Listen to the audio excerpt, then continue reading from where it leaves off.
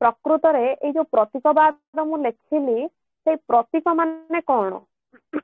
ସେଇ ପ୍ରତୀକ ମାନେ କଣ ମତେ ଟିକେ କୁହ, ତାପରେ ଆମେ ଯିବା ବାଦ ଗତିକି ଯିବା। ତାପରେ ସିମ୍ବା ମ୍ୟାଡାମ ସିମ୍ବା। ନିକିତା ଜୟ ଜଗନ୍ନାଥ, ଏତେ ସୁନ୍ଦର ଭଜନ ଜୟ ଟିକେ ତମେ ଜଗନ୍ନାଥ ଲେଖିଛ। ମ୍ୟାଡାମ। ଜୟ ଜଗନ୍ନାଥ। ତମ ଭଜନ ଟା ଶୁଣିଲା ପରେ ମନ ପୁରା ଆନନ୍ଦିତ ହେଲା। ଧନ୍ୟବାଦ ମ୍ୟାଡାମ। ଏଇଭଳି ଆହୁରି ଆଗକୁ ଚାଲ ମା, ଆହୁରି ଉନ୍ନତି କର, ଠିକ ଅଛି। ସମସ୍ତ ଆଜ୍ଞା ପିଲା ଜଗନ୍ନାଥଙ୍କର କୃପା ସମସ୍ତଙ୍କ ଉପରେ ଅଛି, କରୁଣ ଦୃଷ୍ଟି ଅଛି। ଏଇଭଳି ଆଗକୁ ମାଡି ଚାଲ, ବୁଝିହେଲା।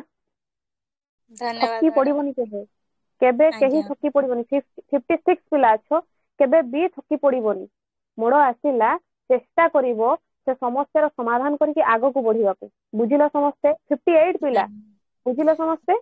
ଜୀବନରେ ଅଛି ପଥ, ମାନେ ଜୀବନରେ ଅଛି ପଥ ବହୁ ଦୂର, ପଡିବିନି ଥକି, ଯୋଉ ଗୋଟେ ଅଛି କବିତା, ସେଇଟା ମାନେ ନେକ୍ସଟ ଲାଇନ ଟା ମୋର ମନେ ପଡୁନି। ସେଇ ଲାଇନ ଟା ଆଚ୍ଛା, ମତେ ବହୁତ ପସନ୍ଦ ଲାଗେ। ଗୁଡ ମା, ଗୁଡ ଗୁଡ, ଭେରି ଗୁଡ। କୁହ ପ୍ରତୀକ ମାନେ କଣ? ପ୍ରତୀକ କହିଲେ କଣ ବୁଝ?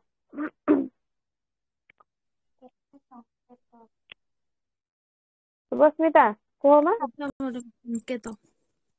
ଜୟ ଜଗନ୍ନାଥ ସ୍ମିତା। ପ୍ରତୀକ ମାନେ ସଂକେତ। ଗୁଡ। କହିଲେ ଏହାକୁ ଇଂରାଜୀରେ ସିମ୍ବଲିଜିମ କୁହାଯାଏ। ଏହା କିଛି କୁହେ ନାହିଁ, ବରଂ ସୂଚନା ପ୍ରଦାନ କରେ। ଏ ଯୋଉ ପ୍ରତୀକ ଗୋଟେ ଏମିତି ଗୋଟେ ସଂକେତ ବା ଚିହ୍ନଟିଏ, ସେ କିଛି କହିପାରିବନି, ଖାଲି ସୂଚନା ପ୍ରଦାନ କରିଦବ, ସୁରାଗ ଦେଇଦବ। ସାହିତ୍ୟରେ ସିଧାସଳଖ କଥାବାର୍ତ୍ତାକୁ ବିରୋଧ କରି ପରୋକ୍ଷ ଭାବରେ ସଂକ୍ଷେପରେ ଅଧିକ କଥା କହିବା ପାଇଁ ଯେଉଁ ଚିହ୍ନଟିର ବ୍ୟବହାର କରାଯାଏ, ତାହାକୁ ପ୍ରତୀକ ବୋଲି କୁହାଯାଇଥାଏ। କଣ କହିଲେ? ନା କହିଲେ ସାହିତ୍ୟରେ ସିଧାସଳଖ କଥାବାର୍ତ୍ତାକୁ ବିରୋଧ କରି, ଯୋଉଟା ସିଧାସଳଖ ଚାଲିଛି ତାକୁ ସେ ବିରୋଧ କଲା, ତାକୁ ସେ ଅଟକେଇ ଦେଲା। ପରୋକ୍ଷ ଭାବରେ, ସଂକ୍ଷେପରେ ଅଧିକ କଥା କହିବା ପାଇଁ ଯେଉଁ ଚିହ୍ନର ବ୍ୟବହାର କରାଗଲା, ତାହାକୁ କୁହାଗଲା କଣ? ନା ପ୍ରତୀକ ବୋଲି କୁହାଗଲା।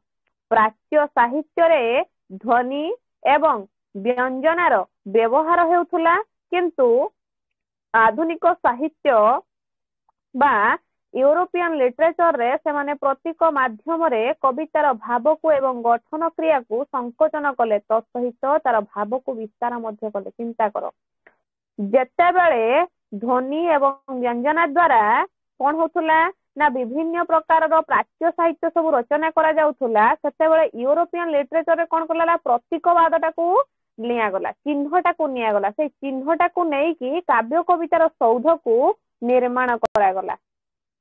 ବୁଝିହେଲା? ପଢେଇଲା ବେଳେ ଦୟାକରି କୌଣସି ପିଲା ମେସେଜ ଦବ ନାହିଁ। ବୁଝିହେଲା? ପଢେଇ ସାରିବା ପରେ ଯାହା ତମର କଣ କହିବାର ଥିବ, କଣ ପଚାରିବାର ଥିବ, ମତେ ପଚାରିବ। କାହିଁକିନା ପଢେଇଲା ବେଳେ ତମେ ମତେ ମେସେଜ ଦଉଥିବ, ଉପରୁ ମେସେଜ ଟା ଆସୁ, ମୁଁ ଦେଖିକି କଣ ହେବି, ଡିଷ୍ଟର୍ବାନ୍ସ ହେବି। ବୁଝିହେଲା? ତାପରେ ଦେଖ କଣ କହିଲେ, ପୁଣି କହୁଛନ୍ତି କବିତାର ଗଠନ କଳା ସଂକୁଚିତ ହୋଇଗଲା। ଏହି ପ୍ରତୀକର ଆରମ୍ଭ ହେଲା ଫ୍ରାନ୍ସରେ। କୋଉଠି ଆରମ୍ଭ ହେଲା? ନା ପ୍ରତୀକବାଦର ଆରମ୍ଭ ହେଇଛି ବା ଚିହ୍ନଟିର ଆରମ୍ଭ ହେଇଛି ଫ୍ରାନ୍ସରେ 1880 ରୁ 1900, ଅର୍ଥାତ୍ ଏହି 20 ବର୍ଷ ମଧ୍ୟରେ ପ୍ରତୀକବାଦର ସୃଷ୍ଟି ହେଇଛି। ତାହେଲେ ଫ୍ରାନ୍ସରେ ପ୍ରଥମ କରି ପ୍ରତୀକବାଦର ଅୟମାରମ୍ଭ ହେଇଛି କେତେ? ନା 1880 ରୁ 1900 ଭିତରେ, ଯୋଉଟା କି 20 ବର୍ଷ ଭିତରେ ଫ୍ରାନ୍ସରେ ପ୍ରତୀକର ଅୟମାରମ୍ଭ ହେଇଛି। ସେହି ସମୟରେ ରୋମାଣ୍ଟିକ, ବାସ୍ତବବାଦ, ସ୍ୱଭାବବାଦ ସମାଜରେ ବ୍ୟାପକ ମାତ୍ରାରେ ବିଶୃଙ୍ଖଳା ସୃଷ୍ଟି କରିଥିଲା। ପଶ୍ଚିମ ୟୁରୋପରେ ଏକ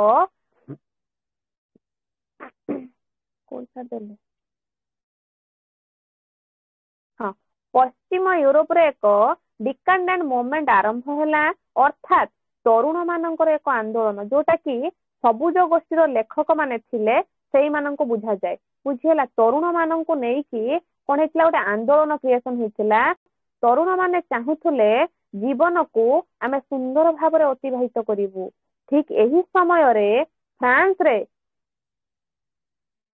ପାର୍ସିଆନ ମୁଭମେଣ୍ଟ ଦେଖିବାକୁ ମିଳିଲା। ଶୁଣ, ଯେତେବେଳେ ସାଧାରଣ ତରୁଣ ଗୋଷ୍ଠୀର ଲୋକମାନେ ବା ଅଳ୍ପ ବୟସର ଲୋକମାନେ ଜୀବନକୁ ଶାନ୍ତିରେ ବିତେଇବା ପାଇଁ ଚାହିଁଲେ, ଜୀବନକୁ ଆନନ୍ଦମୟ କରିବା ପାଇଁ ଚାହିଁଲେ, ପ୍ରେମମୟ କରିବା ପାଇଁ ଚାହିଁଲେ, ସେତେବେଳେ ଫ୍ରାନ୍ସରେ ପାର୍ସିଆନ ମୁଭମେଣ୍ଟ ଦେଖିବାକୁ ମିଳିଲା।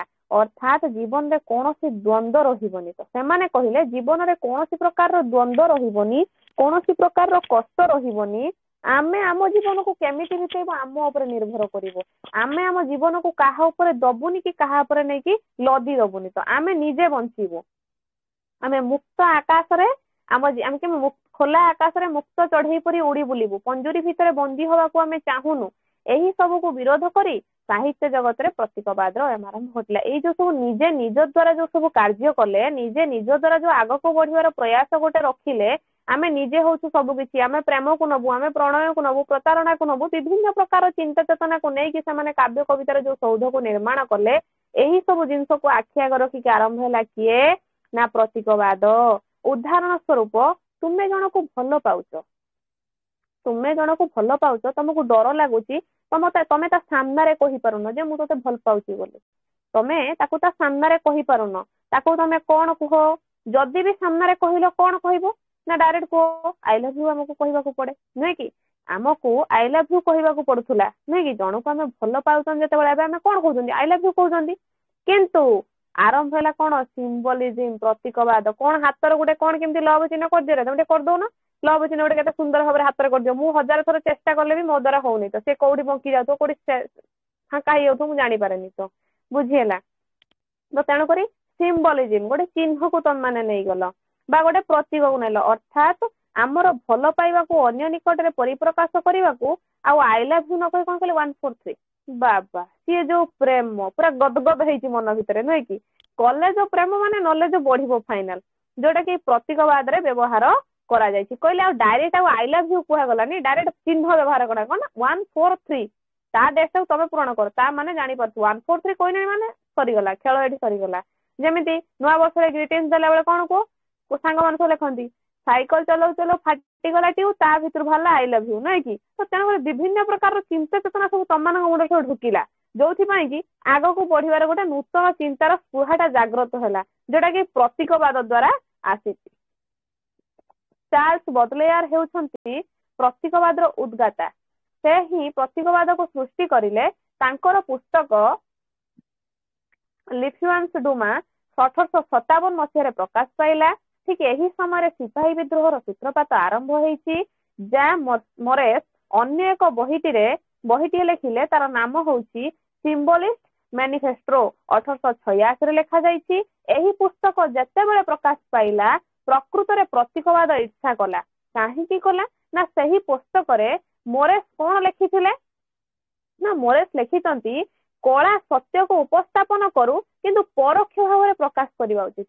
କହିଲେ ଯାହା ଭିତରେ ଯୋଉ କଳାଟା ଅଛି ସେ ସତ୍ୟତାକୁ ପ୍ରକାଶ କରୁ, କିନ୍ତୁ ପରୋକ୍ଷ ଭାବରେ କରୁ, ପ୍ରତ୍ୟକ୍ଷ ଭାବରେ ନ କରୁ, ପରୋକ୍ଷ ଭାବରେ କରୁ। ଯୋଉଥିପାଇଁ କି ପ୍ରତୀକବାଦ ଟିକେ ଇଚ୍ଛା କଲା, ଜଳି ଉଠିଲା ସେ ଟିକେ ମନେ ମନେ। ଯେମିତି ତମେ ମାନେ ପ୍ରେମ କରୁଥିବ, ତମ ଭିତରେ ଯଦି ମିଡିଏଟର ଗୋଟେ ପଶି ଯାଇଛି, ନିଆଁ ତ ଜଳିବ। ଆଉ ସିଏ ସୁନ୍ଦର, ମଥାରୁ ସୁନ୍ଦର ହେଲାଣି ମାନେ ସିଏ ତାକୁ ଭଲ ପାଇବ, ମତେ ଆଉ ଭଲ ପାଇବନି। ତ ତେଣୁକରି କଣ ହବ, ତମେ ଜଳି ଉଠିବ। ଠିକ ସେଇଭଳି ପ୍ରତୀକବାଦ ବି ଜଳି ଉଠିଥିଲା। କଣ କହିଲେ ତାପରେ, ପ୍ରତୀକ ଶବ୍ଦର ବ୍ୟୁତ୍ପତ୍ତି ଲାଟିନ ଭାଷା ସିମ୍ବୋଲିୟମ ଶବ୍ଦରୁ ସିମ୍ବଲ ଶବ୍ଦଟି ଆସିଛି। ଏହି ପ୍ରତିବାଦକୁ ଦୁଇ ଭାଗରେ ବିଭକ୍ତ କରାଯାଇଛି। କଣ ନା ଗୋଟେ ହଉଛି ଲୋକାଚାରିତ ପ୍ରତୀକ, ଆଉ ଗୋଟେ ହଉଛି ବ୍ୟକ୍ତିଗତ ପ୍ରତୀକ। ଦେଖିବା ଲୋକାଚାରିତ ପ୍ରତୀକ କଣ, ବ୍ୟକ୍ତିଗତ ପ୍ରତୀକ କଣ। ପ୍ରଥମେ ଆମେ ମାନେ ପ୍ରତୀକ ସମ୍ପର୍କରେ ଇଣ୍ଟ୍ରୋଡକ୍ସନ ହିସାବରେ ଜାଣିଲେ। ପ୍ରକୃତରେ ପ୍ରତୀକ କହିଲେ ଆମେ କଣ ବୁଝିବା, ପ୍ରତୀକ କାହାକୁ କୁହାଯାଏ, କାହିଁକି ପ୍ରତୀକବାଦର ଉତ୍ପତ୍ତି ହୋଇଛି, କଣ ସବୁ ଆନ୍ଦୋଳନ ଦେଖିବାକୁ ମିଳିଛି, ଏସବୁ ସମ୍ପର୍କରେ ଆମେ ଜାଣିଲେ। ଏବେ ଜାଣିବା ସଂଜ୍ଞା ସମ୍ପର୍କରେ ଜାଣିବା। ଚାର୍ଲେସ୍ ଷ୍ଟାଣ୍ଡୱେକଙ୍କ ମତରେ symbolist poetry may bring to what one is the world, ଗୋଟେ ବାସ୍ତବ ଜଗତ ଏବଂ ଅନ୍ୟଟି ରହସ୍ୟମୟ ଜଗତ ମଧ୍ୟରେ ଏକ ଗୃହ ସ୍ଥାପନ କରେ ପ୍ରତୀକ। ନିହାତି ଗୋଟେ ବାସ୍ତବ ଆଉ ଗୋଟେ ହେଲା ରହସ୍ୟମୟ। ୟା ଭିତରେ ଯଦି ଗୋଟେ ସୁନ୍ଦର ଘରକୁ କିଏ ସ୍ଥାପନ କଲା, ସୁନ୍ଦର କୋଠାଟିଏ କିଏ ତିଆରି କଲା, ସିଏ ହଉଛି ପ୍ରତୀକବାଦ। ଚିହ୍ନଟିଏ, ଗୋଟେ ସାମାନ୍ୟ ଚିହ୍ନଟେ ବାସ୍ତବ ଆଉ ରହସ୍ୟ ଭିତରେ ଗୋଟେ କୋଠା ତିଆରି କଲାଣି, ଗୋଟେ ଘର ତିଆରି କଲାଣି। ଯଦି ଆମେ ପ୍ରତୀକର ସ୍ୱରୂପକୁ ଆଖି ଆଗରେ ରଖିବା, ତେବେ ରହସ୍ୟମୟତା, ଦୃଶ୍ୟ ଏବଂ ଅଳ୍ପସ୍ଥାୟୀ ବାହାର ସମ୍ବନ୍ଧୀୟ ବ୍ୟକ୍ତିବାଦୀ ବିଚାର ପ୍ରଶ୍ନ, ପରୋକ୍ଷ ଉକ୍ତିର ପ୍ରୟୋଗ ଚିନ୍ତା କର। ଯଦି ପ୍ରତୀକବାଦକୁ ତମମାନେ ଆଖି ଆଗରେ ରଖିବ, ତାହେଲେ ଏଇ ଜିନିଷକୁ ନେଇକି ପ୍ରତୀକବାଦ ତାର ଘର ତିଆରି କରିଛି, ପ୍ରତୀକବାଦ ତାର କୋଠା ତିଆରି କରିଛି। ପୁଣି କଣ କହୁଛନ୍ତି, a poem should not mean but be, କବିତା ଅର୍ଥ ବୁଝେଇ ଦେବ ନାହିଁ ବରଂ ବିଦ୍ୟମାନ କରିବ, ସ୍ଥାପନ କରିବ। ଯାହାର ଜୀବନ ଖୋଲା ବହି ତାହାର ମୂଲ୍ୟ ନାହିଁ, କିନ୍ତୁ ଯାହାର ଜୀବନ ବନ୍ଦ ବହି ତାର ପୃଷ୍ଠାକୁ ଓଲଟାଇ ପଢିବାରେ ମଜା ଥାଏ। ଚିନ୍ତା କର, ଯାହାର ଜୀବନଟାକୁ ଦେଖ, आमे माने एठी बसिचंती आमे माने पढुचंती आमे काहारी विषय किछि जानि नाहंती किंतु हठात किना शुभस्मिता और निकिता नारे दिखंड बही बाहर शुभस्मिता गोटे बही लिखिछंती निकिता गोटे बही लिखिछंती दी जणक नारे जेतबेले बही दुईटा बाहरिला तमे तांको जीवन रे घटिथिबा विवरणी को बंद पृष्ठा जेतेबेले अछि से पृष्ठाटाକୁ लौटेई नौटेई बोल तार मजा अधिक रहइबो किंतु से जदि निजे बसिकी ता जीवन भितर बखाणी पकेइबो ता मजाटा कमी गला तेणु करी पृष्ठा बाहर थिबा मजा पृष्ठा भितर थिबा मजार बहुत प्रभेद थाए जोटा कि एई प्रतीकवाद हमको कोन करिथाए सूचना देइथाए पुणी कहउचंती ठीक सेहीपरि प्रतीकवाद खोला बही नुहे बरं ଏହା ଗୋଟେ ବନ୍ଦ ବହି ଅଟେ ଚିନ୍ତା କର ରୋମାଣ୍ଟିସିଜିମ୍ ପଢିଲ କ୍ଲାସିସିଜିମ୍ ପଢିଲ ପାଶ୍ଚାତ୍ୟ କାବ୍ୟ ତତ୍ତ୍ୱ ବିବର୍ତ୍ତନ ବି ପଢିଲ ଯେତେ ସାରା ବିଷୟବସ୍ତୁ ଅଛି ସବୁ ବିଷୟବସ୍ତୁ ଭିତରୁ ପ୍ରତୀକବାଦ ହଉଛି ଗୋଟେ ବନ୍ଦ ବହି ତା ଭିତରେ ଏତେ ସାରା ଚିନ୍ତା ଚେତନା ଲୁଚି ରହିଥାଏ ଏତେ ସାରା ଗୁଣମାନ ଲୁଚି ରହିଥାଏ ଯାହାକୁ ଜାଣିବା ପାଇଁ ସମସ୍ତେ ଆଗଭର ହୁଅନ୍ତି ସମସ୍ତେ ଆଗେଇ ଯାଆନ୍ତି ଏହି ପ୍ରତୀକବାଦୀ ସାହିତ୍ୟଟି ଦୃଶ୍ୟରେ ଆସିବ ଅଦୃଶ୍ୟରେ ବି ଆସିବ ବୁଝଉଛନ୍ତି ଏହା ଗୋଟେ ଏମିତି ଏକ ଜିନିଷ ତାକୁ ଦେଖିପାରିବ ପୁଣି ଅଦୃଶ୍ୟରେ ବି ସେ ଲୁଚି ଲୁଚି ଆସିବ ଚିନ୍ତା କର ତମମାନେ ଶୋଇଛ ଅଦୃଶ୍ୟରେ ଗୋଟେ ଚିହ୍ନଟେ ଦେଖିଲ ଗୋଟେ ସ୍ୱପ୍ନ ଦେଖିଲ ତିରଙ୍ଗା ପତାକା ଉଡୁଛି ପ୍ରତୀକ ତା ଚିହ୍ନଟାକୁ ଦେଖିଲ ତାର ଚକ୍ର ଚିହ୍ନ ଅଛି ତାହେଲେ ଶୋଇବା ଭିତରେ ବି ଅଦୃଶ୍ୟରେ ସେ ଚିହ୍ନ ଆସୁଛି ଚେଇଁଥିବା ଅବସ୍ଥାରେ ବି ସେ ଚିହ୍ନ ଆସୁଛି ତାହେଲେ ପ୍ରତୀକବାଦ ଏମିତି ଗୋଟାଏ ଜିନିଷ ପ୍ରଥମତଃ ବନ୍ଦ ପୃଷ୍ଠା ଭିତରେ ତାର ମାଧୁର୍ଯ୍ୟ ଅଧିକ ଥାଏ ଦ୍ୱିତୀୟରେ ଆଖି ଖୋଲିଲେ ପ୍ରତୀକ ଆଖି ବୁଜିଦେଲେ ବି ପ୍ରତୀକ କାରଣ ପ୍ରତୀକ ଯାହା କୁହେ ସେ ଜାଗାରେ ନଥାଏ କାରଣ ଏହି ଦୁହିଁଙ୍କର ସମନ୍ୱୟ ଘଟିଥାଏ ପ୍ରତୀକବାଦୀ କବିତାରେ ଇଣ୍ଡିଭିଜୁଆଲ ଏକାନ୍ତ ଆବଶ୍ୟକ ଚିନ୍ତା କର ନିଜେ ସେ ଜାଗାରେ ଉପସ୍ଥିତ ରହିବା ବା ଜଣକୁ ନେଇକି ରଚନା କରିବା ସେଇ ପ୍ରତୀକବାଦ ସାହିତ୍ୟରେ ହିଁ ଦେଖିବାକୁ ମିଳିଥାଏ ଆଉ କୋଉଠି ଦେଖିବାକୁ ମିଳିନଥାଏ ପ୍ରତୀକବାଦ ସାହିତ୍ୟରେ ହିଁ ଏସବୁ ଜିନିଷ ଦେଖିବାକୁ ମିଳିଥାଏ ଯୋଉଟା କି ଓଡିଆ ସାହିତ୍ୟ ଜଗତରେ ଓଡିଆ ସାହିତ୍ୟର ଇତିହାସରେ ପ୍ରତୀକବାଦ ନାମକ ଗୋଟେ ବିଷୟବସ୍ତୁରେ ସୁନ୍ଦର ଭାବରେ ଆଲୋଚନା କରାଯାଇଛି ପ୍ରକୃତରେ ପ୍ରତୀକ କହିଲେ ତମେ ମାନେ କଣ ବୁଝ ତା ସମ୍ପର୍କରେ ସେ ସୁନ୍ଦର ଭାବରେ ବୁଝେଇ ଦେଇଛନ୍ତି ବୁଝିପାରିଲ ସମସ୍ତେ ନା ବୁଝିପାରିଲ ନାହିଁ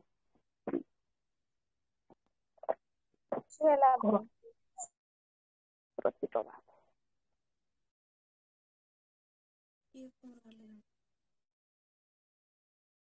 କ୍ଲାସ୍ ରେ ଥିଲାବେଳେ ଫୋନ୍ଟା ଉଠେଇବିନି ମୁଁ ବାରମ୍ବାର କହିଛି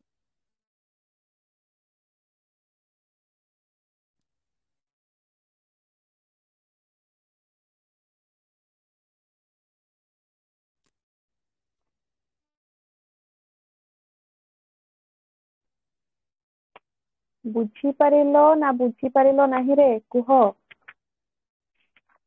ଆଜ୍ଞା ମ୍ୟାମ୍ ବୁଝିପାରିଲି ମୋ ଭଏସ ଶୁଭୁଛି ସମସ୍ତଙ୍କୁ ଯଦି ଶୁଭୁଛି ତମ ମାନଙ୍କର ମତାମତ ଦିଅ ଦେଖ ପ୍ରତୀକବାଦ ସମ୍ପର୍କରେ ତମମାନଙ୍କ ବହିରେ କଣ ସେ ଦେଇଛି ହେଲା ମୁଁ ତ ନିଜେ ଯାହା କହିଲି ବୁଝେଇବା କଥା ବୁଝେଇଦେଲି ପ୍ରକୃତରେ ପ୍ରତୀକବାଦ କହିଲେ କଣ ବୁଝନ୍ତି ବହିରେ ଦେଇଛି ଦେଖ ସାମ୍ପ୍ରତିକ ସାହିତ୍ୟରେ ଏକ ବିଶିଷ୍ଟ ବାଦ ଭାବରେ ପ୍ରତୀକବାଦ ସାହିତ୍ୟିକ ମାନଙ୍କର ଦୃଷ୍ଟି ଆକର୍ଷଣ କରିଥାଏ ସାମାଜିକ ଜୀବନରେ ଦୃଶ୍ୟମାନ ଓ ଅଦୃଶ୍ୟମାନ ଜଗତର ବସ୍ତୁ ବା ଉପାଦାନ ସଂକେତର ରୂପ ନେଇ ପ୍ରକାଶ ପାଏ ମୁଁ କହିଲି ଦୃଶ୍ୟ ହେଇଥାଏ ଅଦୃଶ୍ୟ ବି ହେଇଥାଏ ପରୋକ୍ଷ ସୂଚନାରୁ ସାଧାରଣ ପାଠକ ତାତ୍ତ୍ୱିକ ଓ ବାସ୍ତବ ଅର୍ଥ ସମ୍ପର୍କରେ ଅବଗତ ହୋଇଥାଏ ପ୍ରତୀକ ସମ୍ପର୍କରେ ସବିଶେଷ ଧାରଣା ହିଁ ଆଧୁନିକ ସାହିତ୍ୟକୁ ହୃଦୟଙ୍ଗମ କରିବାରେ ସମର୍ଥ ହୋଇଥାଏ କବିତାକୁ ଅଧିକ ପ୍ରାଣବନ୍ତ ଓ ଶିକ୍ଷଣୀୟ କରିବାର ଏକ ମାଧ୍ୟମ ହେଉଛି ଚିତ୍ରକଳ୍ପ ଏ ଦେଲା ଚିତ୍ରକଳ୍ପ ସମ୍ପର୍କରେ ଦେଲା ଆମେ ପ୍ରତୀକବାଦ ସମ୍ପର୍କରେ ବୁଝୁଛନ୍ତି ସାଧାରଣତଃ କବିତାରେ ପ୍ରତୀକର ପ୍ରୟୋଗ ଅଧିକ ପରିମାଣରେ ପରିଲକ୍ଷିତ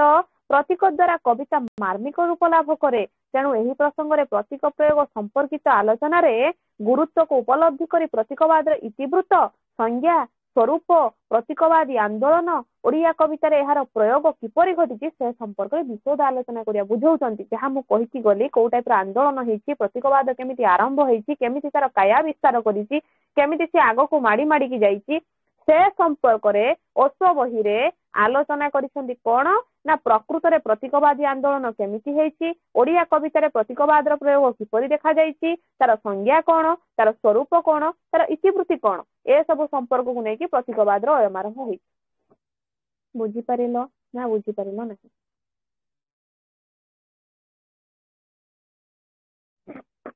ବୁଝିହେଲା ମ୍ୟାମ୍।